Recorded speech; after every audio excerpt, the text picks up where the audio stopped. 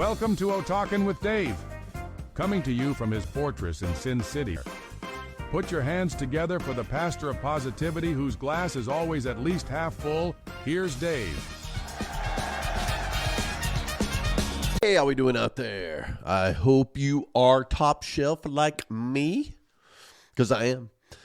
There's a lot of talk, and I love it, and I think comedy and funny stuff is making a huge comeback. That's what I watch now. I watch documentaries, live music, live comedy, roasts, or any new comedy special. I'll give it a shot. And you find some people you didn't even know, you don't know them, and they're hilarious, and it's great. It's easy to find those. But some of the funniest things in life aren't stand-up comedy. They're not punchlines. They're not memes, which slay me. And they're not viral videos of raccoons stealing your taco or something like that. But they are all around us. And I think it's important to find humor in things. It's everywhere. Every day, no matter where you go, there's something funny. And you can send me your emails, Dave, sometimes you just need to be serious. Okay, I get it. Yeah, absolutely. Absolutely. But the things that happen around us every day that are just part of our routine, we stop noticing the humor in them. And I want to talk about that today because it's a tragedy to not notice things that can bring you laughter and joy and just a little chuckle. That helps your day. I love that. Because humor is not just entertainment. It's survival equipment to be able to do that. It's like emotional WD-40. It keeps your gears from locking up. And I know what WD-40 is. I don't need any of that. That's not funny. But WD-40 it's something that helps. It's a quick fix. It's not going to fix your engine. It's not going to solve your problems, but just that quick squirt. Okay. Freed things up a little bit. And that's what I want to talk about. Because studies in psychology and behavioral science consistently show that humor and enjoying humor, it reduces your stress hormones. It reduces your stress hormones. It lowers tension. It improves memory. How many times have you tried to tell a joke and couldn't remember it? After you get one in your repertoire, boom, it just comes. Or you relive a bit. I love YouTube, but it's ruining people because instead of saying it, they can just show you, and which annoys me in public when I'm talking and people say, hey, look at this. However, it also increases, you think about that, I've done a lot on this topic, but it increases your bond with somebody else. Could be a new relationship, could be one that's been around forever, and it's awesome because it creates and solidifies that bond. It's great for workplace morale. One thing I do on my exit questionnaires, what was the level of humor? Was it about right? Was it too much or not enough? I've never had anyone say too much. Even Clyde the nipple breather didn't tell me it was too much. Also, it helps people through tough times. It can be grief. It can be trauma. I know some people who have cracked jokes at times where I would have been in pieces, and they found something amusing. Not funny, but just an observation. And one thing about humor, the medical field has done studies on this. It improves pain tolerance. Being able to laugh it off. Being able to find something that helps you deal with your pain and your tolerance. So laughter literally can change your body chemistry and make it adjust, which is fantastic. Some studies even suggest children laugh 100 times a day, while adults are 1/5 of that on average. Of course, you've got your kids, you got your adults. Some adults' face would break if they laughed. So what it means is somewhere between the bills and meetings and lower back pain and the arthritis and all of that, we miss out on important things. A kid will laugh, it sees something funny, it hears something funny or something unusual. It's going to laugh because it doesn't have this resistance or tolerance built up. The The thing is, we notice it less, but it's still there. The things that are funny are still there that we used to laugh at. We just stopped seeing it. So I want to go through a few. I've been thinking about this topic, and I've just noticed some. For example, just everyday things. Like, have you ever noticed that in parking lots, it could be Home Depot, a grocery store, Costco, whatever, everybody acts like they're busy. They're busy. Nobody's just casually walking through a parking lot. No, they're either power walking like a man on a mission, or they wander aimlessly holding coffee. What's what? I'm going here, I'm going there. Or maybe forget where they parked. And they're not just casually looking. It's like an archaeological dig. They have to find their car. I've been there on all of this. A parking lot, it's kind of like a tiny festival of confusion out there. And I caught myself doing it the other day. I was going to get a haircut. And I go to my grocery store, and there's a little strip mall, and there's a Great Clips. And so I go into the grocery store, and I make my appointment for Great Clips. The online app is fantastic, by the way. It's a very complicated hairdo I get. But I'm in the middle of the grocery store, and I get the alert. I'm ready. I'm thinking, okay, I can go over there. There's no waiting. I'm buying groceries. And so I stop and just kind of push my cart over because it takes, 5 minutes for this? Then I go get my haircut. Just walk right next door, get my haircut. I come out and I'm like, okay, where's my car? Oh, because I'm looking at it from a different store. I get in the car and go home. I left my cart half full, not half empty, half full in the grocery store. I get home and go open up the back of the car to get the groceries out. And I realize that's funny. That's self-deprecating, but also I think it has something to do with the parking lot. I don't know. But I've noticed since then in parking lots, everyone is there with a purpose. There's nobody just hanging out. Not the parking lots I go to. Maybe at Home Depot, you got some of the day workers waving at you, wanting to do it, but they've got a purpose. And so notice that the next time you're in a parking lot, just look around.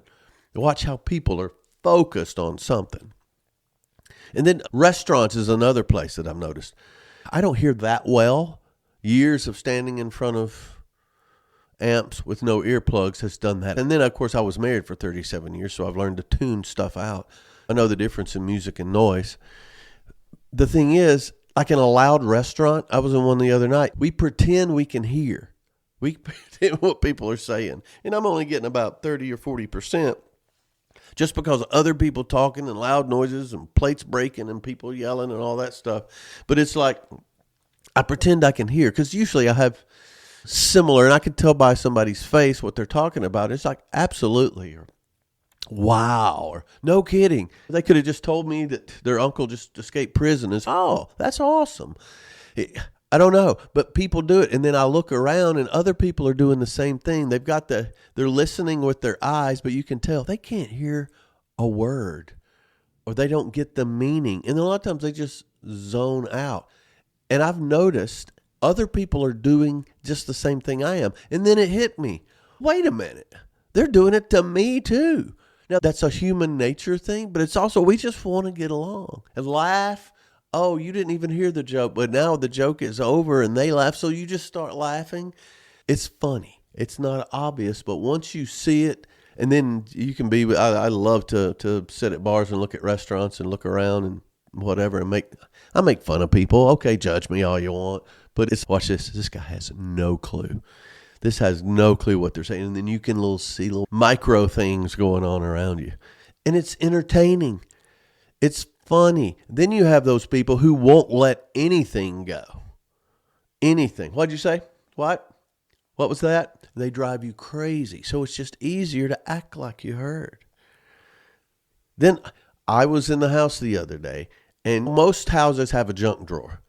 I have cleaned this house. I've thrown stuff away. I think last year it was 42 trips to the local thrift store donating stuff.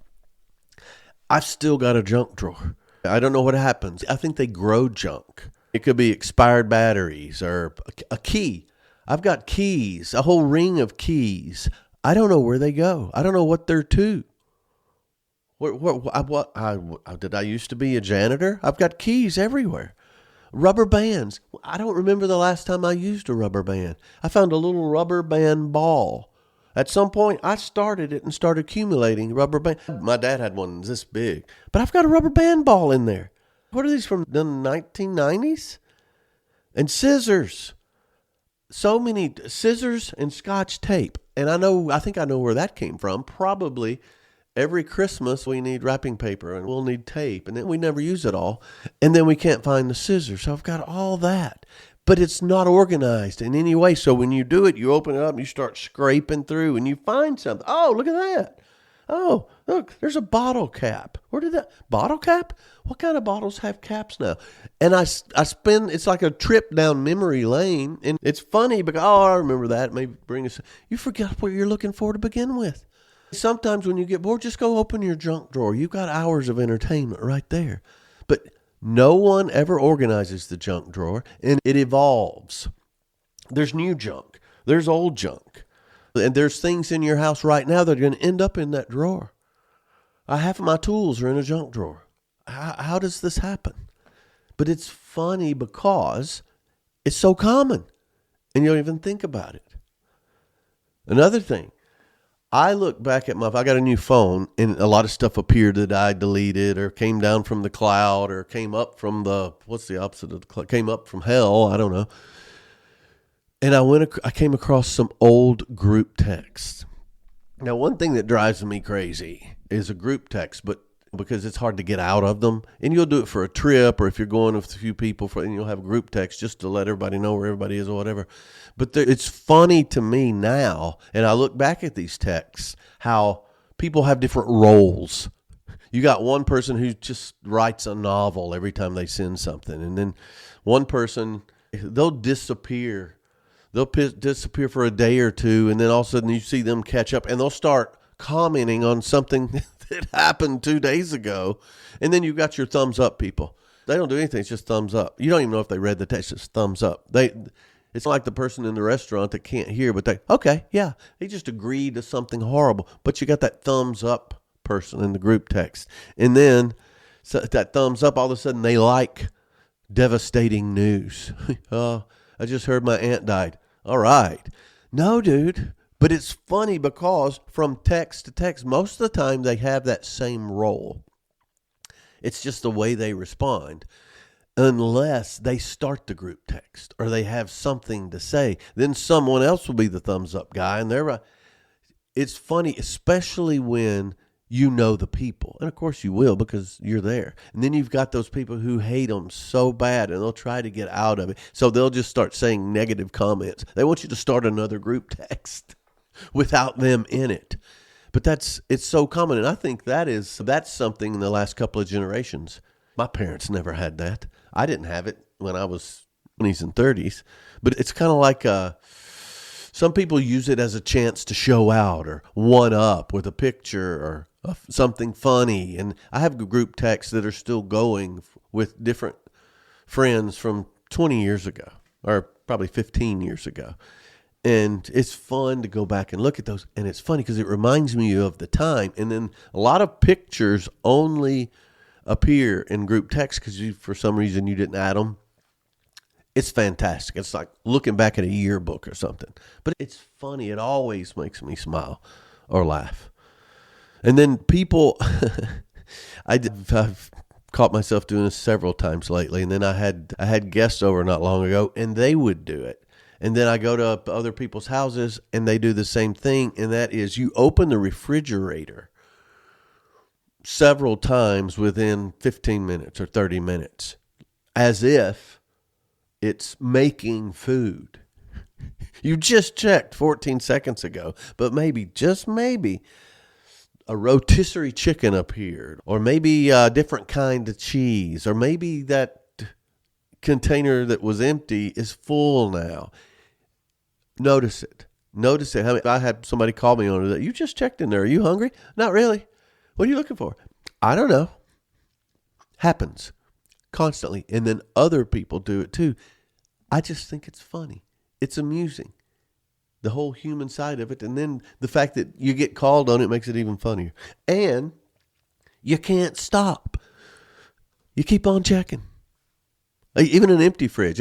I have nothing in my freezer right now other than ice and this thing of Chipotle chicken that's frozen hard as a brick bat that I got at Costco probably 6 months ago. Yet I'll check the freezer. If I'm hungry, yeah, let's see. Maybe I can. There's nothing in there, man. A pizza is not going to birth itself in your freezer, but still, you check. It's just natural human nature things. And then I've noticed this about myself, whether anybody's here or not, I've noticed I can't get up out of my recliner or off the couch without making some sort of noise. And I'll do it sitting down too, but not as much. Notice it about yourself if you're over 40. Notice it about yourself, but notice it about other people. I've started noticing that with other people. That's when they sit down. And then you don't know if they're doing exercise or they're, goodness, in the bathroom or whatever. But notice. And then they'll usually add a sound effect. Almost like when I drink coffee. This drives my son crazy. And it's beginning to get on my daughter's nerve. But here's why. Yeah, I've got coffee right here. Here's the way you sip it. That slurp gets my boy.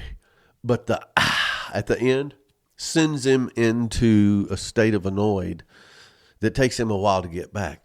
Same way with the getting up off the couch. There's certain sound effects to our lives. Notice this about yourself, but notice it about other people. Oh, and a lot of times they'll say the same thing, or they'll hit their leg, or they have certain mannerisms. It is a soundtrack that's identifiable with that person. And I've got my own. And I will do that and laugh at myself. Just me in my house. All alone. Now you wonder why dogs just stare at us so much. They're waiting for the next sound effect. And then you have GPS voices. They have certain GPS voices. And by that, the GPS, look, I'm aging myself. But Alexa and Siri or the directions on your phone, all these different things. You can set different phones. But certain ones you get a little dependent on. A calm British woman, I don't know who that is. It may not even be a person, but I trust her more than most of my family. She says turn left. Hey, there's a lake over there, but hey, she said turn left. Yep, she knows things that I don't know. And that calm British voice, oh, I'll take it to the bank. I remember way back when I got my parents a tom-tom. Not a drum, stop it. They drove a lot and they were dependent on the Atlas, the State Farm Atlas. Mom was the navigator and Dad was the pilot. I got them one of those before they would travel cross country. They had a woman's voice. My mom did not like my dad trusting that woman. And then she would take it out of the car when she wasn't in the car because she didn't want him in the car with that woman talking to him. But that happens, and we get emotionally attached to a certain voice. They said Walter Cronkite back in the day, his voice wasn't what he was saying. You found out later that he was primarily full of crap and leaning one side, which I don't care about. But his voice, you got attached to that. And you could have him say anything. Sean Connery, everybody does a Sean Connery. Something about that voice. But notice people, because it's funny, notice people will apply certain credibility to certain people because of their voices. And the opposite is also true. I've got friends with some strange voices that they talk funny. And this is coming from me saying they talk funny. It's hard, and I've dealt with this myself. Sometimes it's hard to take a Southern accent very credibly as a brain surgeon or as a neuroscientist or something like that. Because when you talk, I guess it's hard I don't want that guy poking around in my head with a stick.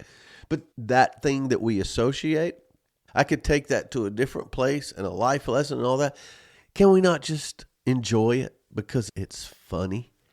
And something about a British accent. David Attenborough, I think he just turned, 90 or 100. The voice behind Planet Earth. Oh, I could listen to that man talk forever. No matter what he says. He could read the phone book or a recipe book and I'm just riveted. but we have an emotional dependence. And I think that's amusing. Also, think about this. Notice this about yourself, but notice about other people. When something smells weird, just look. If it's not very obvious what that is, look how we all become detectives. Everybody turns into a bloodhound. They'll turn their head sideways. If you turn it sideways, it smells, the sniffer's a little more tuned in or dialed in. And then somebody's inevitably going to say, what is that? And nobody is going to be able to calm down. You'll have some confident person who's, no, it's not.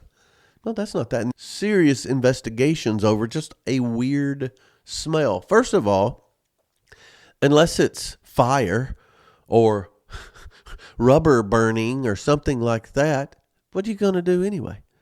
Yeah, somebody ran over a skunk. What are you going to do about it? Of course, you always have, and somebody's going to say, and if somebody doesn't very quickly, I'll say it, Meller's the feller, something like that. But it's funny to watch people try to determine this mystery smell that's coming. And some people can't let it go. My mom was one. She couldn't let that go. She would smell a casserole and could tell you what all is in it. Or she would say she could. But that smell. Smells affect people. Some more than others. Oh. And does anybody else have this problem? You go into a public restroom and you have the automatic faucet or the touchless. I feel like I'm a vampire. I can't. I don't know if I don't have a reflection or what it is, but most of them, they don't work for me.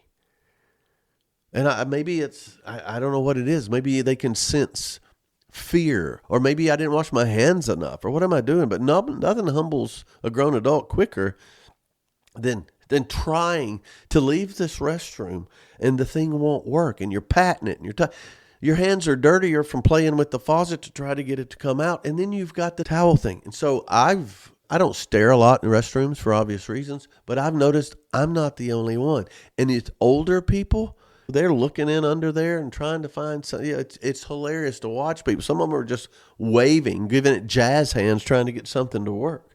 And it's not that uncommon, but I especially have trouble. So even in the restroom, you can laugh in the restroom. I wouldn't do a lot of pointing.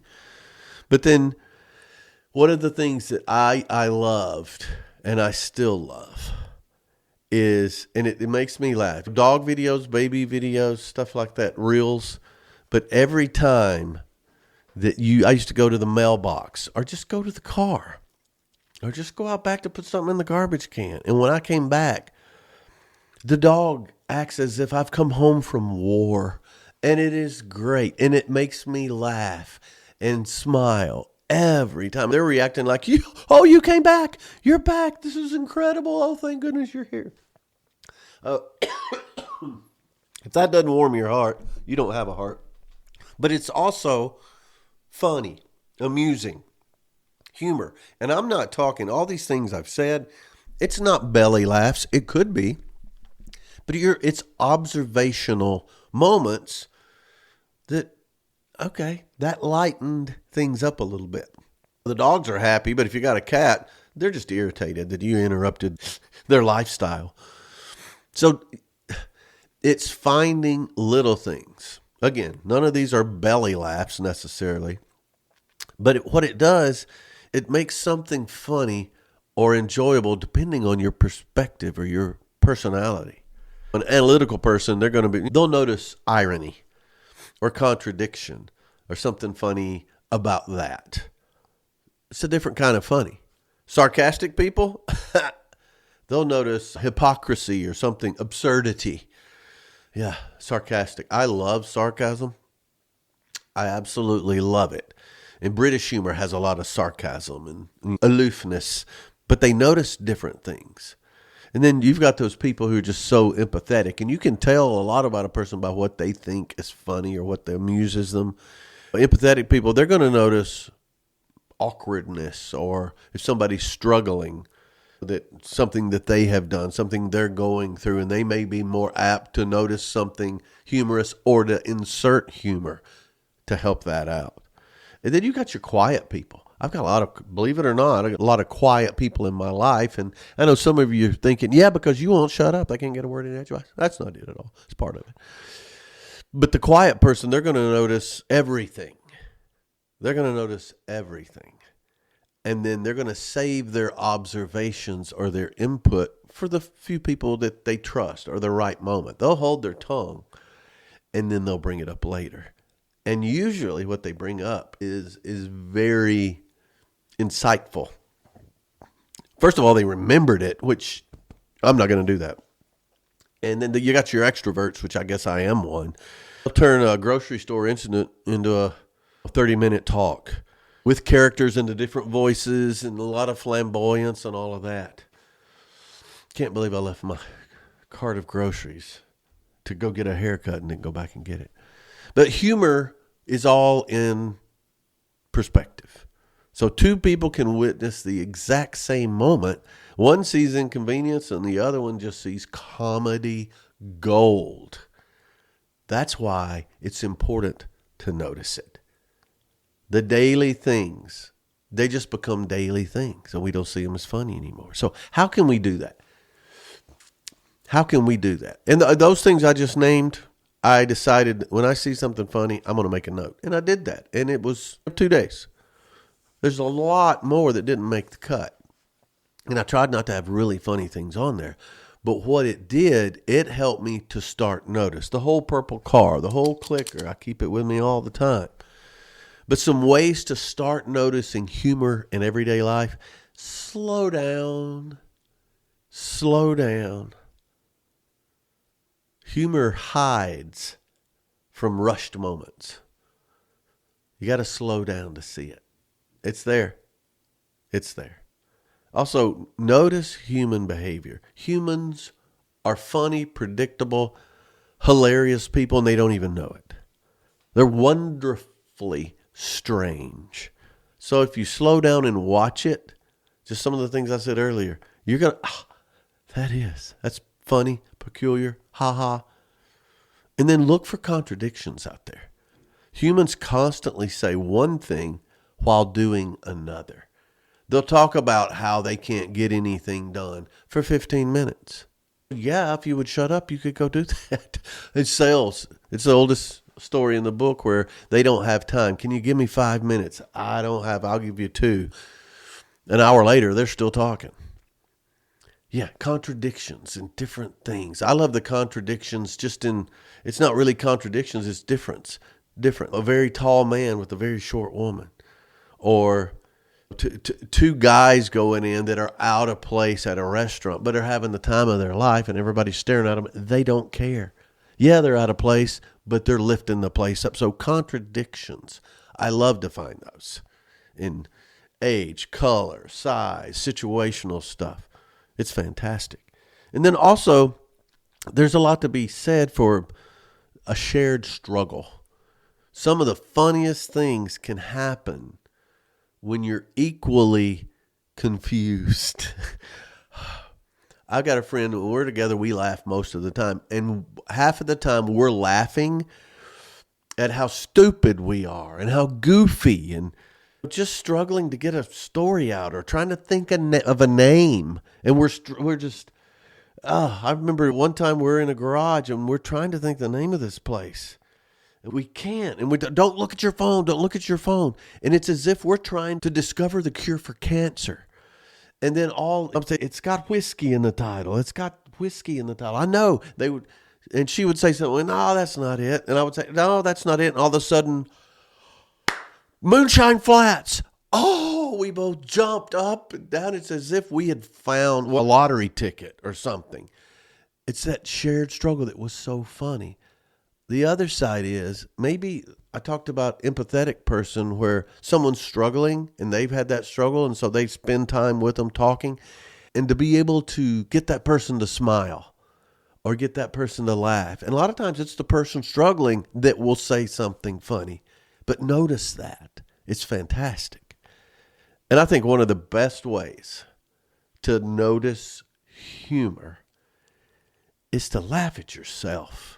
You're the one that matters most. You're always around yourself. If you can't laugh at yourself, come on. There's life loses some of its ability to embarrass you when you can laugh at yourself. It makes you less vulnerable. It's counterintuitive, but I do dumb stuff. I do funny stuff all the time. I laugh at things that almost happen to me. I was watering this morning and was talking on the phone, and I was talking about my watch. I got a new watch. Ta-da. And so I hung up the phone. Who hangs up a phone? I hit the button and turned the phone off. See, that's funny. Hung up the phone. Turned that off, and when I was doing it, my foot slipped, and I almost fell in the pool with my phone and my new, not waterproof watch, but I didn't. I caught myself. But I stood beside the pool and saw what if I had, and I laughed about it. It didn't even happen. And I'll tell somebody, I just told you. I've just told people in 96 countries and over 600 cities that. It didn't even happen. But the fact that it could have is funny. Laugh at yourself. Laugh at yourself. So we talk about over and over about how important to have your circle, your close trusted friends. Or you can have a tight circle, concentric circles out, depending on the people. Take the responsibility to bring more humor into that circle. It makes it better for everybody, and you don't need to get the credit. Just make sure it happens. Anytime that somebody's complaining or you feel the urge to complain, tell a story instead of complaining. Frustration, it can be the story and the complaint, but put that complaint into a story that gives frustration with the perspective that makes it funny rather than, I hate that place. All the food there sucks. Tell the story. Tell the story because there's going to be something funny in that story. Also, exaggerations are okay, but do it carefully. Don't just lie, but exaggerations, tiny exaggerations make observations hilarious. Like noticing something and just say, it reminds me of whatever. Or you notice this woman with the duck lips. It looks like she got stung by a bee or whatever. It makes it funnier. You can exaggerate a little bit. It doesn't change the truth. But exaggerated observations are hilarious. And then the thing is, the relatable to the circle. You all has something in common. And people love hearing that I thought I was the only one. You say something and other people laugh and it's, right? Maybe you thought you're the only one that went through this. No, when you tell these stories, when you don't complain, when you exaggerate a little bit and inflate it a little bit, others are going to do the same thing. It feeds itself. The main thing is don't use cruel humor. Funny does not require collateral damage. Now, we all pick on somebody from time to time. Oh, Lord knows I get picked on. You can pick on yourself, and you can have the little dig here and there, all in good humor, right? But don't be cruel. That is the main not. Don't do that. And you know what cruel is. And so if you're doing it on purpose, shame on you. That's not funny. And then finally, learn to see the moment before you judge it. And what I mean by that is some inconveniences are future stories with a disguise. If you've got traffic coming in and you're late and you're about to get caught in traffic, you're late and you have to pee. That is horrible. That's a major inconvenience. So 3 of them. But later it's funny. So you can remember those. So the humor, it's so important. I talked about the health reasons and the mental health reasons and the morale and just how it helps you get through the day. If your life is a brick wall, the mortar is humor. It's not childish. I get called childish a lot. Okay, go ahead. But humor is not childish.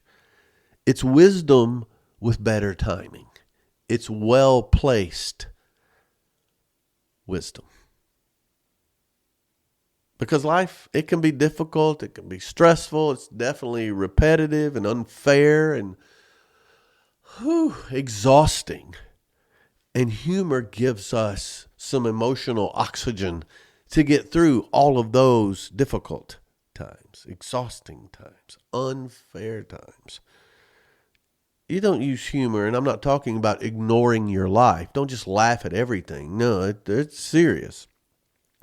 You don't ignore life, but humor helps you survive it better. Yeah. The funniest people are rarely people who have all their crap together. Look at all the comedians who have committed suicide. Very talented people. Yeah, they're laughing on the outside. Yeah, so you don't